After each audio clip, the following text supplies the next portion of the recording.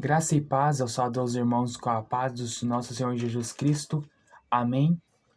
Vocês já pararam para pensar como viver na Idade Média, no tempo do Oriente Médio, era algo complicado?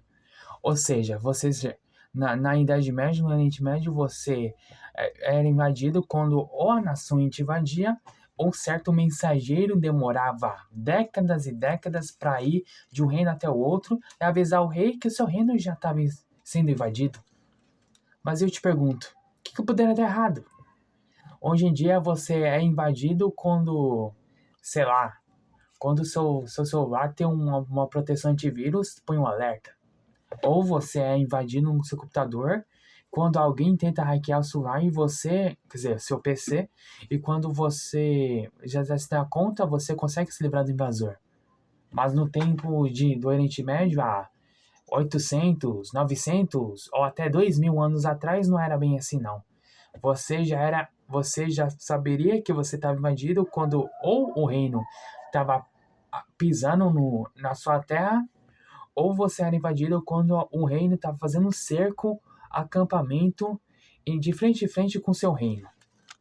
E hoje e você me pergunta: Ô Rafa, então esse é o tema do vídeo? Vamos falar sobre invasões do Oriente Médio? Aí eu te respondo de uma seguinte maneira: não. O tema do vídeo é o cativeiro babilônico do povo de Judá. É, título brabo, né? E hoje vamos analisar com frieza como era, como o povo de Jerusalém, ou o povo de Judá, ou o povo de Israel, porque o povo estava dividido em dois reinos naquele tempo, estavam preocupados em servir a eles mesmos, ou servir a outros deuses, ídolos de pedra, que nada veem, nada sabem, do que o Deus de Israel. Eles estavam preocupados só com eles mesmos do que adorar a Deus que tirou ele da terra do Egito. Só que em vez de você reclamar porque está reclamando do seu Deus de pedra, aí eu te respondo: o que tem? Israel, desde muito cedo, desde a sua juventude, desde quando seus ancestrais eram crianças, aprendiam uma coisa: o Deus invisível era o único Deus de Israel. Deuteronômio 6,4. Escuta, ó Israel, o Senhor nosso Deus é o nosso único e verdadeiro Senhor. É simples, né? Tanto que o povo dos rabinos antigamente não acreditavam não acredito agora que não existia Deus em três, porque eles acreditam numa coisa literal, que o Senhor é único, e também o versículo favorito para os judeus, ao invés de nós evangélicos, que é o nosso versículo favorito de nós evangélicos, João 3,16, o versículo favorito dos rabinos de Israel é o Deuteronômio 6,4. Ou seja, escuta, ó Israel, nosso Deus é o único e verdadeiro Senhor. O Senhor, nosso Deus, é o único e verdadeiro Senhor. Então esse era o único versículo da Bíblia, quer dizer, da Torá, ou da Taná para os judeus, que era o Deuteronômio 6,4. Da Torá, né? Mas enfim, aí você me pergunta: ô Rafa, como eu posso te agradecer por você trazer esse tema maravilhoso? E aí eu te respondo: se você se inscrever, comentar, curtir e ativar o sininho do canal Brasil em Cristo Jesus, aqui você sempre terá temas sensacionais como estes. Ou se você não quiser ver esse vídeo, não vê. Mas você não sabe o que está perdendo. Mas enfim.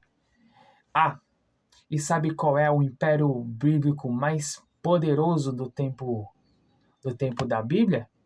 Se inscreva no Brasil em Cristo Jesus, que eu deixo na descrição. Mas enfim, vamos começar. Primeira coisa que você deve saber: qual é o contexto em que Israel estava vivendo naquela época? Bem, Israel sempre foi um país que viveu em grandes potências, sempre é um país que estava vivendo em um amontoado de grandes potências, né? Os amalequitas, os cananeus, os árabes, e sem falar dos nossos carinhosos assírios, que eram poderosos. O rei Senaqueribe, se você ler no livro de Isaías, ou no livro de Reis, ou no livro de Crônicas, ele simplesmente saqueou a cidade de Laquis, ou a cidade de Judá, para mais íntimos, e destruía ela tanto por dentro como por fora. Aí você me pergunta, ô Rafa, então de onde vêm os babilônicos? Aí eu te respondo, dos assírios. É porque a cultura babilônica, junto com a cultura dos assírios, eram uma parecidas mais que a outra. São dois povos que eram ameaçadores para o povo de Judá e que surgiu durante a sua história, mudou o nome para Babilônia. Mas enfim, e se caso eu estiver errado, vocês me corrigem nos comentários e, sei lá, me causam uma informação de outra forma. Mas se não me engano, era isso. Os assírios e os babilônicos eram mesmos povos que se desenvolveram, mudaram o nome do reino deles e durante seu poder do império invadiu Judá e por todas as épocas invadiram os outros povos também. Então então não seria a mesma coisa eu comparar, sei lá, os indígenas aqui do Brasil com os mongóis lá da China. Qual é? São dois povos que têm culturas diferentes, Israel ou Babilônia, e que viveram no mesmo contexto e que Israel foi oprimido, ou Judá foi oprimido por esse contexto em que a Babilônia invadiu, sitiou Judá, escravizou, humilhou, destruiu o templo do Senhor e de relance levou todos os povos, os judeus, israelitas, hebreus, os povos de Jerusalém, artesãos e comerciantes, para povoar da Babilônia. Aí você me pergunta, ô Rafa, como foi que isso aconteceu? Bom, por sorte, nós temos as Sagradas Escrituras que contam documentadamente o que aconteceu e porque o povo foi desobediente à palavra do Senhor e conta como que aconteceu. Ou seja, se você lê o livro dos profetas, assim como Jeremias, ele conta diretamente como Jeremias sofreu nas mãos dos israelitas por os próprios hebreus não escutar a palavra do Senhor. Agora vamos fazer a seguinte reflexão. Se põe no lugar de Deus. Deus usou Moisés para abrir o Mar Vermelho. Deus usou Josué para fazer a terra parar. Para os israelitas pecarem e voltar às mesmas práticas repugnantes, rapaz. Varão, né? E você me pergunta, que mente saudável os israelitas teriam só adorando os deuses estranhos dos outros povos? Lembra do Deuteronômio 6,4. O nosso Deus é o único e suficiente Senhor. Deus é o único. Deus é o único, não tem nada outro dele. Não tem nada além dele. Mas enfim, vamos continuar. Bom, para começarmos, vamos abrir agora no livro de Reis, em suas casas, ou não, vocês que sabem. Mas para quem quiser abrir, está no livro de 2 Reis, no versículo 36, a partir do 23, porque na minha Bíblia é um salto, é uma porta do salto no final do 23, no início do 24. Mas enfim, ele está falando do reinado do rei Jeoaquim. Joaquim tinha 25 anos de idade quando começou a reinar, e reinou 11 anos em Jerusalém. O nome de sua mãe era Zébida, filha de Pedaias. Ela era de Ruma. Ele fez o que o Senhor reprova, tal como seus antepassados. Durante o reinado de Jeoaquim, Nabucodonosor, rei da Babilônia, invadiu o país e Joaquim tornou-se seu vassalo por 3 anos. Então ele voltou atrás e rebelou-se contra Nabucodonosor. O Senhor enviou contra ele tropas babilônicas, aramaicas, moabitas e amonitas para destruir Judá, de acordo com a palavra do Senhor proclamada por seus servos, os profetas. Aí eu te faço a seguinte reflexão. Você está lá, rei de Judá, sendo invadido por Nabucodonosor e de relance levando seus melhores membros do nobre de Judá. Ainda você lá, o rei, decide se rebelar com Nabucodonosor. Aí eu te faço a seguinte pergunta: para que fazer isso? Ou seja, o seu reino já tá numa situação precária, com cheio de pobreza, cheio de impostos, cheio de escravidão. Ainda você vai lá e se rebela contra o Nabucodonosor, que estava que te tornou seu vassalo, rapaz. Agora eu me pergunto, o que poderia dar errado? Eu te respondo, só tudo. E vamos continuar. A partir do versículo 3. Isso aconteceu a Judá conforme a ordem do Senhor, a fim de removê-los da sua presença por causa de todos os pecados que Manassés cometeu, inclusive o derramamento de sangue inocente, pois ele havia encolhido Jerusalém de sangue inocente e o Senhor não o quis perdoar. Os demais acontecimentos do reinado de Joaquim e todas as suas realizações estão escritos no livro dos registros históricos dos reis de Judá. Joaquim descansou com seus antepassados. Seu filho Joaquim foi o seu sucessor.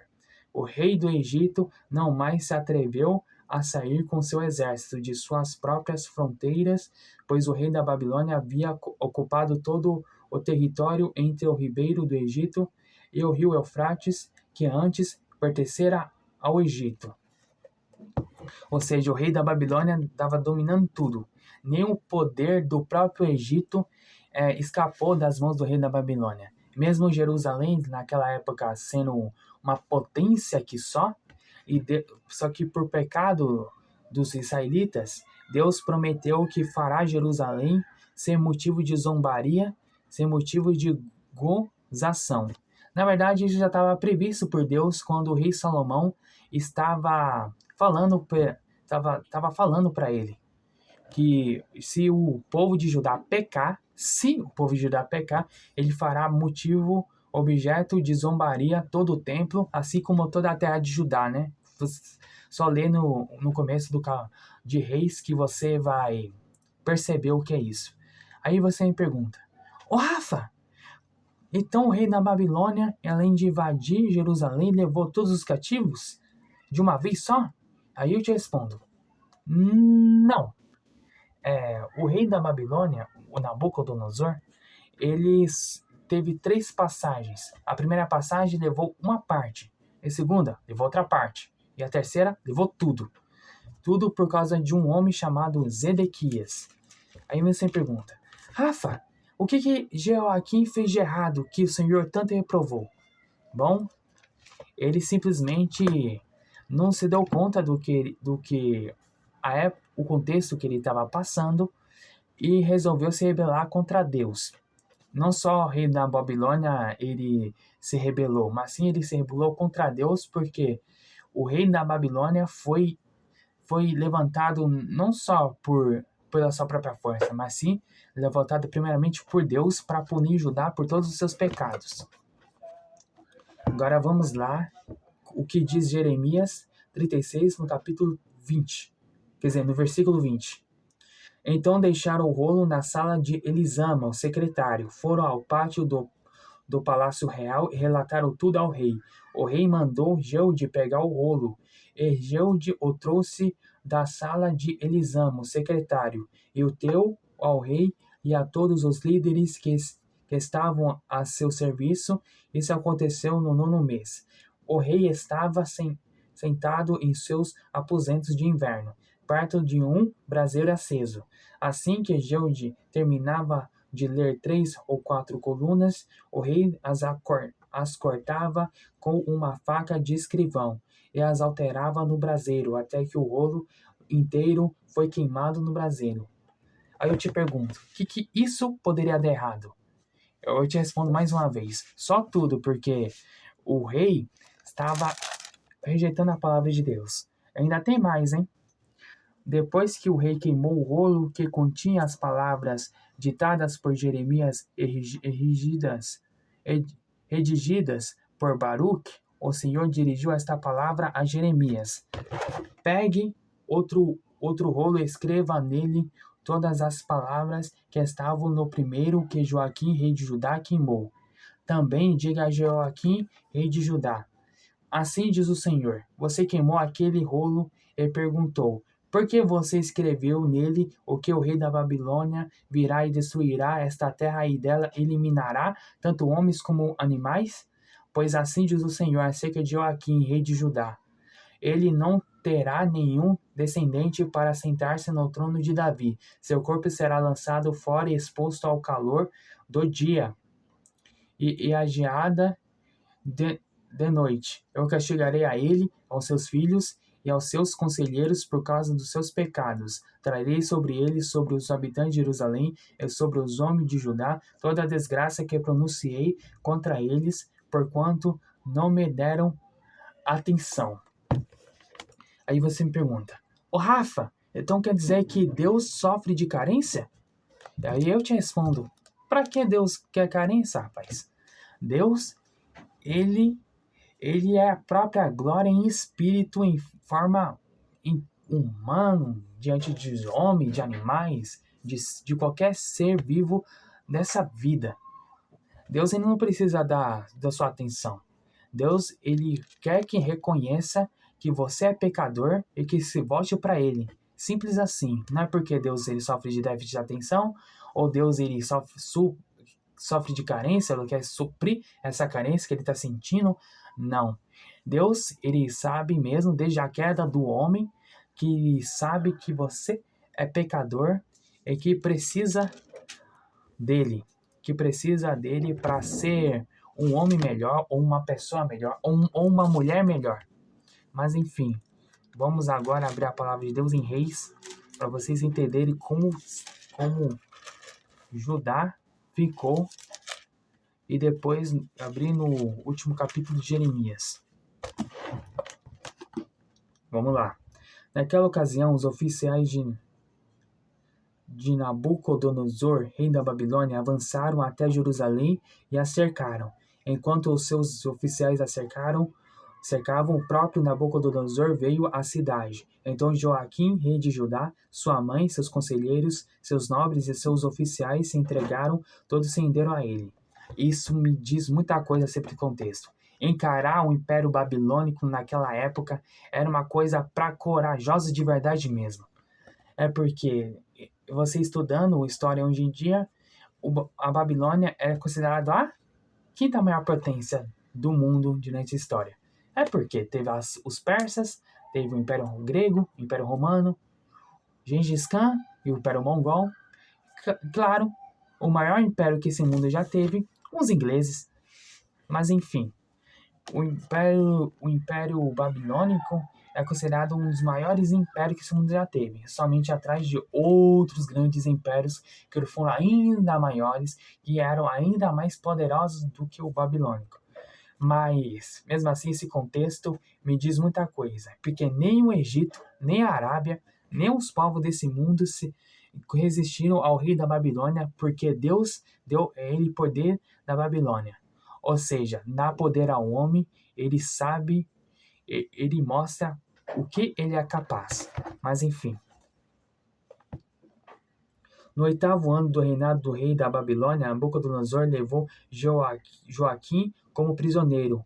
Conforme o Senhor tinha declarado, ele retirou todos os tesouros do templo do Senhor e do palácio real, quebrando todos os utensílios de ouro que Salomão, rei de Israel, fizera para o templo do Senhor.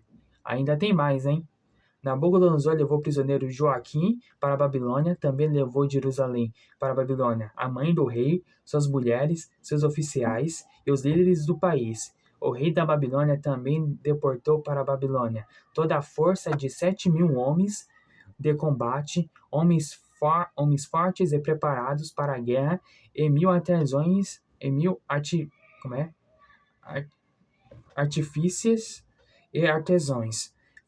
Fez Matanias, tio de Joaquim, reinar em seu lugar, e mudou seu nome para Zedequias. Ou seja, vamos estudar um pouquinho mais sobre esse contexto. Isso nos dá uma lição muito importante, uma lição muito formidável. Você lá, o próximo sucessor do trono de Judá, e vai saber que você não vai mais reinar sobre Judá, porque um rei da Babilônia, um rei estrangeiro, um rei que nunca pisou, nunca conheceu os deuses dos seus antepassados, decidiu tirar você do seu trono, levar como exilado e ainda por cima, pôs o seu tio, o rei Zedequias, que porventura antigamente era chamado de Matanias, governar o seu lugar. Eu te pergunto, o que você fez de errado? Porque a lei de Deus, assim como toda a lei do universo, era assim. Se você era filho de um rei, era necessário que você, filho de um rei, reinasse no lugar de seu pai. Mesma coisa, vamos puxar para hoje em dia. Era necessário que você, filho do dono de uma empresa, quando seu pai falecesse, você seja preparado para governar essa empresa. E chega esse rei Nabucodonosor aí, sem ter pisado na terra de Judá, sem ter conhecido Deus dos antepassados de Judá, do povo de Judá, e chega lá, tira você do trono, leva você e sua mãe como exilados, e ainda por cima coloca o outro que que não faz parte, quer dizer, faz parte, mas ele não é filho do rei da sua linhagem real, governar o seu lugar. Aí eu te pergunto, o que mais pode piorar? Bom, vamos continuar, vamos pro desfecho agora. Vamos lá. Ora, Zedequias rebelou-se contra o rei da Babilônia. Isso está Reis capítulo 25. Então, no 9º ano do reinado de Zedequias, no 10º dia do 10º mês, Nabucodonosor, rei da Babilônia, marchou contra Jerusalém com todo o seu exército. Ele acampou em frente da cidade e construiu rampas de ataque ao redor dela. A cidade foi mantida sob cerco até o 11º ano do reinado de Zedequias. No 9º dia do 4º mês, a fome da cidade havia se tornado tão rigorosa que não havia nada para o povo comer. Então o muro da cidade foi rompido, e todos os soldados fugiram de noite pela porta entre os dois muros próximos ao jardim do rei, embora os babilônicos estivessem em torno da cidade. Fugiram na direção da Arábia, mas o exército babilônico perseguiu o rei e o alcançou nas planícies de Jericó. Todos os seus soldados o abandonaram e ele foi capturado. Ou seja, se você vivesse naquele contexto em que o rei da Babilônia, Nabucodonosor, estava destruindo tudo, invadindo tudo, conquistando tudo, e você, o rei de um reino da Arábia, de um reino qualquer, tivesse visto o rei da Babilônia e os seus soldados cercando o seu próprio reinozinho, eu te falo, você já estava morto ou capturado, só esqueceram de te avisar. Porque Deus deu a ele poder, honra e força para o rei da Babilônia. Tanto que o rei Zedequias, ele fez algo errado. Ele se rebelou uma autoridade constituída por Deus. E vamos continuar mais. Ainda tem mais. Pensa que acabou? Ainda tem mais. Fugiram na direção da Arábia, mas o exército babilônio perseguiu o rei e o alcançou nas planícies de Jericó. Todos os seus soldados o abandonaram. Ele foi capturado. Foi levado ao rei da Babilônia, em Ríbia, onde pronunciaram a sentença contra ele. Executaram os filhos de Zedequias na sua frente, furaram os seus olhos, prenderam-no com algemas de bronze e o levaram para a Babilônia. No 7º dia do 5º mês do 19º ano do reinado de Nabucodonosor, rei da Babilônia, Nebuzaradã, comandante da guarda imperial, conselheiro do rei da Babilônia, foi a Jerusalém, incendiou o templo do Senhor, o palácio real, todas as casas de Jerusalém e todos os edifícios importantes, todo o exército babilônio que acompanhava Nebuzaradã derrubou os muros de Jerusalém, e ele levou para o exílio o povo que sobrou na cidade, os que passaram para o lado do rei da Babilônia e o restante da população, mas o comandante deixou para trás alguns dos mais pobres do país, para trabalharem nas vinhas e nos campos. Ainda tem mais, ainda não acabou. O comandante da guarda levou como prisioneiro o sumo sacerdote. Na verdade, eu quero ler uma coisa aqui. As duas colunas, não. O comandante da guarda levou como prisioneiros o sumo sacerdote, não. Tá no capítulo 25, mas aqui.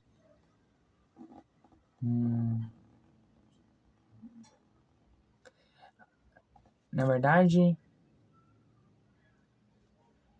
eu já li, né? Quando eles estavam roubando do templo. Mas vamos lá para Jeremias. Então esse é o desfecho, né? Vamos lá para Jeremias aqui, ó. Não, fui pro Novo Testamento, peraí. Vamos para Jeremias. Para ver o quanto de pessoas eles furtaram.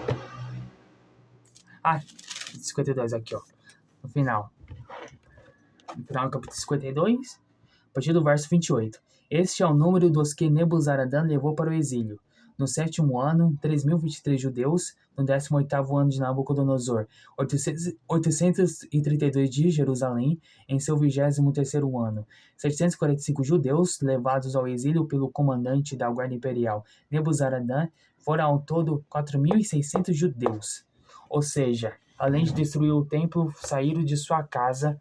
Essa é a mensagem que eu quero trazer para vocês. Lembre-se de se manter aos caminhos do Senhor. Não porque Deus é vingativo ou porque Deus ele gosta de ver vocês sofrerem, mas porque os caminhos do Senhor é ressurreto e certos para que você esteja diretamente de bem com a vida, né?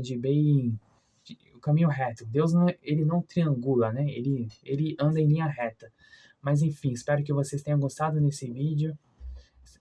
Até o próximo vídeo em Brasil em Cristo Jesus. Até mais, beijos.